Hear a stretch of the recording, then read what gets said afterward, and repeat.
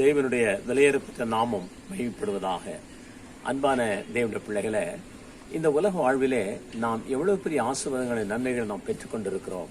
உண்மையிலே நாம் பார்ப்போமானால் நாம் எந்த நிலையிலும் தேவனுடைய பிள்ளை என்று சொல்வதற்கோ தேவனுடைய இரக்கத்தை பெறுவதற்கோ தகுதி உள்ளவர்கள் அல்ல.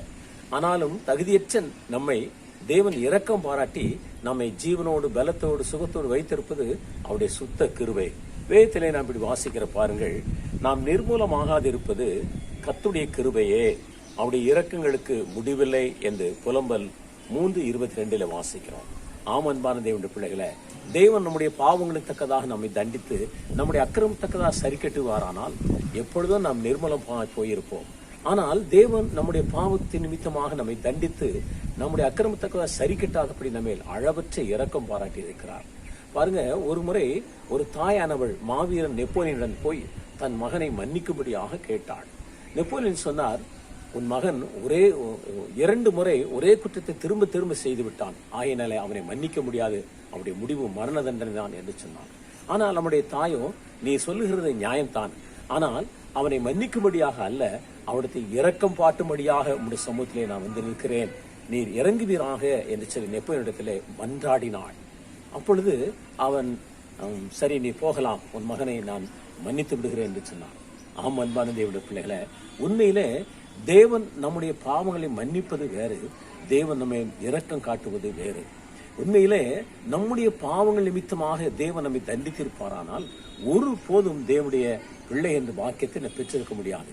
ஆனால் நம்முடைய பாவங்கள் நிமித்தமாக நம்மை தண்டிக்காதபடி அவருடைய இரக்கங்களுக்கு முடிவில்லை என்று புலம்பல் 3:22 வாசிக்கிறபடியே அவள் அளவற்ற இரக்கம் நம்மை பாராட்டியபடினாலே தேவன் நம்முடைய பாவங்களை மன்னித்து நமக்கு இரக்கம் பாராட்டி அவருடைய சொந்த ஜனங்களாக பரிசுத்த ஜாதிகளாக ராஜரிய ஆசாரிய கூட்டமாக தெரிந்திருக்கிறார். பாருங்க, மேவிபோசேத் 2 கால்களும் முடமான ஒரு மனிதன். ஆனால் அவனுடைய தகப்பன் சவுல் நிமித்தமாக தாவீது அவனுக்கு இரக்கம் பாராட்டாமல் தண்டித்திருக்கலாம். ஆனால் அப்படி செய்யாதபடி எந்த தகுதியும் இல்லாத அந்த மேவிபோசேத்திடம் இரக்கம் பாராட்டி நித்தமும் தன்னுடைய போஜனத்திலே அவன் பங்கு பெறும்படியாக இரக்கம் பாராட்டினான்.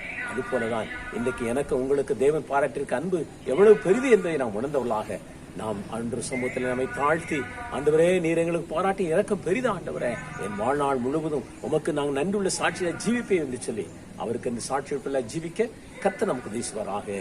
ஆமென். ஜெபிப்போம். எங்களை நேசிக்கிற அன்பான தகப்பனே, இந்த அருமையான வேலைக்காக நன்றி செலுத்துகிறோம். இந்த செய்தி கேட்ட ஒவ்வொரு பிள்ளைகளும் ஆசீர்வதிப்பீராக. நாங்கள் நிர்மூலமாக இருப்பது அவருடைய சுத்த கிருபை ஆண்டவரே, அவருடைய இரக்கத்தின் முடிவில்லை என்று வைத்து வாசிக்கிறபடியே முடிவில்லா இரக்கத்தினாலே எங்களை நேசித்தபடினாலே எங்களை தண்டித்து விடாதபடி ஆண்டவரே நீர் எங்களை ஜீவனோடு சுகத்தோடு வைத்து பாதுகாத்துக் கொண்டீரே. நன்றியோடு மித்திக்கிறோம். தொடர்ந்து இன்னும் உமக்கு இந்த சாட்சியை ஜீவிக்க எங்களுக்கு பலம் தாரும். இயேசு கிறிஸ்து என்ப நாமத்தில் கெஞ்சி மன்றாடி கேட்டுக்கொள்கிறோம் எங்கள் ஜீவனுள்ள நல்ல பிதாவே. ஆமென். கர்த்தர் ஒவ்வொரு ஆசீர்வதிப்பாராக. ஆமென்.